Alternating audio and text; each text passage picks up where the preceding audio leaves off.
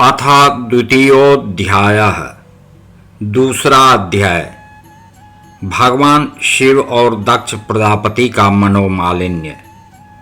विदुर जी ने पूछा, ब्रह्मन, प्रजापति दक्ष तो अपनी लड़कियों से बहुत ही स्नेह रखते थे, फिर उन्होंने अपनी कन्या सती का अनादर करके शीलवानों में सबसे श्रेष्ठ श्री महादेव जी से द्वेष क्यों किया? महादेव जी भी चराचर के गुरु, वैर रहित, शांत मूर्ति, आत्माराम और जगत के परम आराध्य देव हैं। उनसे भला कोई क्यों वैर करेगा?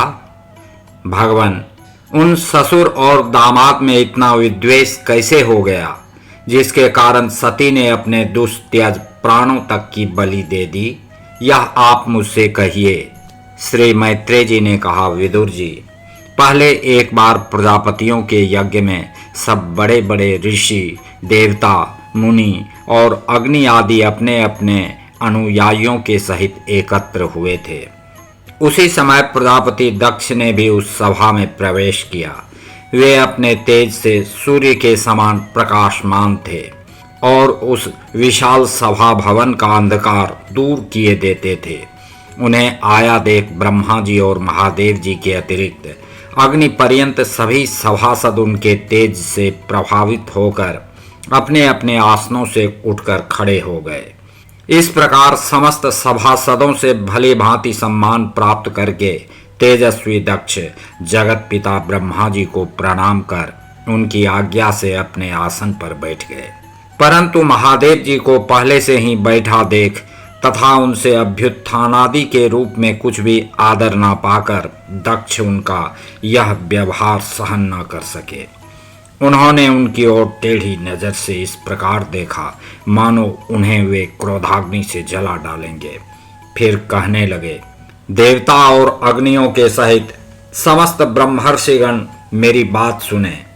मैं नासमझी या द्वेषवश नहीं कहता, बल्कि शिष्टाचार की बात कहता हूँ। यह निर्लज्ज महादेव समस्त लोकपालों की पवित्र कीर्ति को धूल में मिला रहा है। देखिए, इस घमंडी ने सत्पुरुषों के आचरण को लांछित एवं मटियामेट कर दिया है।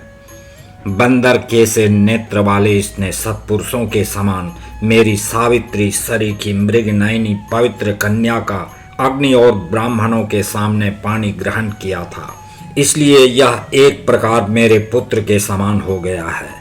उचित तो यह था कि यह उठकर मेरा स्वागत करता, मुझे प्रणाम करता, परंतु इसने वाणी से भी मेरा सत्कार नहीं किया। हाय, जिस प्रकार शूद्र को कोई वेद पढ़ा दे, उसी प्रकार मैंने इच्छा न होते हुए भी भाविवश इसको अपनी सुकुमारी कन्या दे दी। इसने सत्कर्म का लोप कर दिया। यह सदा अपवित्र रहता है, बड़ा घमंडी है और धर्म की मर्यादा को तोड़ रहा है।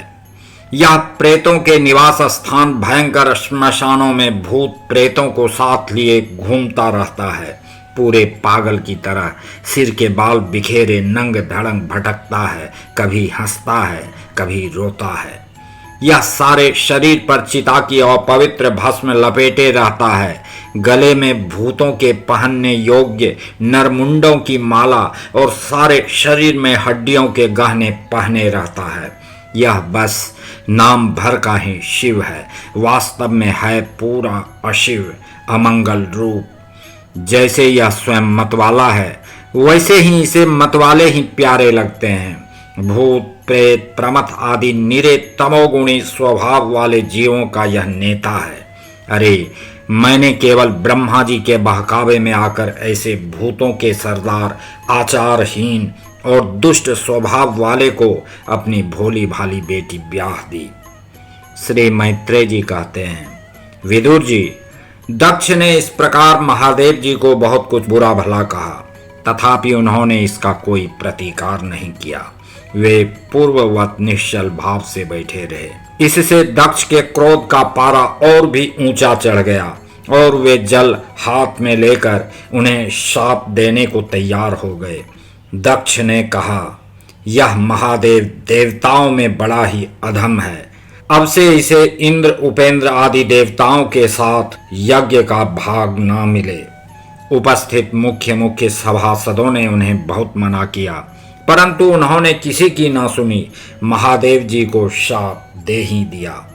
फिर वे अत्यंत क्रोधित हो उस सभा से निकलकर अपने घर चले गए। जब श्री शंकर जी के अनुयायियों में अग्रगण्य नंदीश्वर को मालूम हुआ कि दक्ष ने शाप दिया है, तो वे क्रोध से तमतमा उठे और उन्होंने दक्ष तथा उन ब्राह्मणों को जिन्होंने दक्ष के दुर्वचनों का अनुमोदन किया था बड़ा भयंकर शाप दिया। वे बोले, जो इस मरण धर्मा शरीर में ही अभिमान करके किसी से भी द्रोह न करने वाले भगवान शंकर से द्वेष करता है, वह भेद बुद्धि वाला मूर्ख दक्ष तत्व ज्ञान से विमुख ही रहे। यह चातुर्मास्य यज्ञ करने वाले को अक्षय पुण्य प्राप्त होता है। आदि अर्थवाद रूप वेद वाक्यों से मोहित एवं विवेक भ्रष्ट होकर विषय सुख की इच्छा से कपट धर्ममय गृहस्थाश्रम में आसक्त रहकर कर्मकांड में ही लगा रहता है। इसकी बुद्धि देहादि में आत्म भाव का चिंतन करने वाली है। उसके द्वारा इसने आत्म स्वरूप को भुला दिया है। यह साक्षात पशु के ही समान है। अतः अत्यंत स्त्री लंपट हो और शीघ्र ही इसका मुंह बकरे का हो जाए। यह मूर्ख कर्ममयी अविद्या को ही विद्या समझता है। इसलिए यह और जो लोग भगवान शंकर का अपमान करने वाले इस दुष्ट के पीछे पीछे चलने वाले हैं, वे सभी जन्म मरण रूप संसार चक्र में पड़े रहें। वेद वाणी रूप लता फलश्रुति रूप पुष्पों से सुशोभित है। उसके कर्म फल रूप मनमोहक गंध से इसके चित्त क्षुब्ध हो रहे हैं। इससे ये शंकर द्रोही कर्मों के जाल में ही फंसे रहें। ब्राह्मण लोग भक्ष्या भक्ष्य के विचार को छोड़कर केवल पेट पालने के लिए ही विद्या तप और व्रतादि का आश्रय लें तथा धन शरीर और इंद्रियों के सुख को ही सुख मानकर उन्हीं के गुलाम बनकर दुनिया में भीख मांगते भटका करें।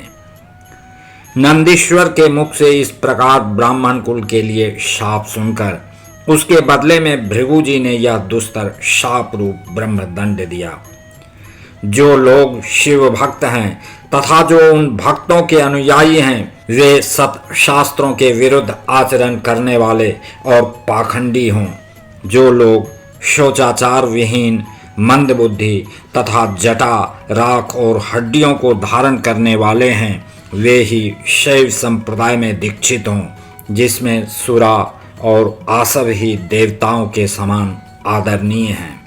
अरे तुम लोग जो धर्म मर्यादा के संस्थापक एवं वर्णाश्रमियों के रक्षक वेद और ब्राह्मणों की निंदा करते हो, इससे मालूम होता है तुमने पाखंड का आश्रय ले रखा है। यह वेद मार्ग ही लोगों के लिए कल्याणकारी और सनातन मार्ग है। पूर्व पुरुष इसी पर चलते आए हैं और इसके मूल साक्षात श्री विष्णु भगवान हैं।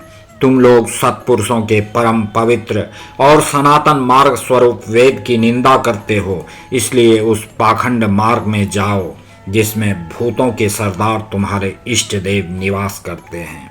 श्री मैत्रेय जी कहते हैं, विदुर जी, भृगु ऋषि के इस प्रकार शाप देने पर भगवान शंकर कुछ खिन्न से हो वहां से अपने अनुयायियों सहित चल दिए। वहां प्रजापति लोग जो यज्ञ कर रहे थे उसमें पुरुषोत्तम श्री हरि ही उपास्य देव थे और वह यज्ञ 1000 वर्ष में समाप्त होने वाला था। उसे समाप्त कर उन प्रजापतियों ने श्री गंगा यमुना के संगम में यज्ञांत स्नान किया और फिर प्रसन्न मन से वे अपने अपने स्थानों को चले गए।